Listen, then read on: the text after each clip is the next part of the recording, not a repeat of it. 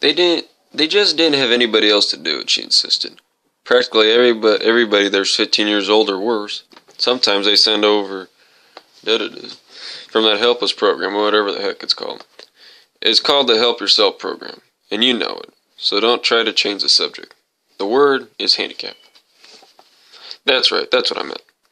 What about the woman you told me about that breeds Pekingese drives a baby blue Trans Am?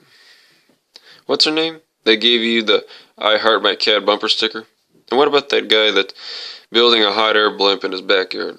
Are they 15? No. She was flipping the dictionary open and close, staring out the window. And Salmonella held tea. Luann rolled her eyes. Salmonella was an unfortunate fellow whose name had struck such terror in her heart. She forbade him to touch any food item that wasn't sealed and crated.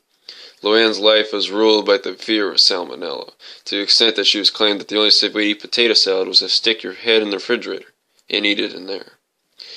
He actually wants me to go. She kept repeating it, even though she said she wasn't going to make up her mind right away. I felt in my bones that sooner or later she'd go. If I knew Luann, she would go. It seemed like the world was coming apart at the Gazettes. Maddie was gone more than she was home these days, bird-watching. Terry, the red-headed doctor, had moved to the Navajo reservation up north, to work now because he had head rights. Father William looked like he had what people in Pittman call a case of the nerves. The last time I really had a chance to talk with Maddie, she said there was trouble in the air. Esperanza and Estevan were going to have to be moved to a safe house farther from the border. The two best possibilities were Oregon and Oklahoma. Flat, hopeless Oklahoma. What would happen if they stayed here? I asked. Immigration is making noise. They could come in and arrest them, and they'd be deported before you even had time to sit down and think about it. Here, I asked. They would come into your house? Maddie said yes. She also said, as I knew very well, that in that case, Estevan's and Esperanza's lives wouldn't be worth a plug nickel. That just can't be right, I said, that they would do that to a person knowing they'd be killed. There's got to be some other way. The only legal way a person from Guatemala can stay here is if they can prove in court that their life was in danger when they left.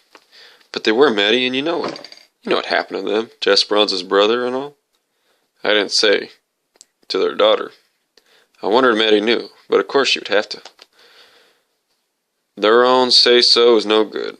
They have to have hard proof, pictures and documents. She picked up a white wall, and I thought she was going to throw it across the lot, but she only hoisted it onto the top of a pile beside me. When people run for their lives, they frequently neglect to bring along their file cabinets of evidence, she said. Maddie wasn't often bitter, but when she was, she was.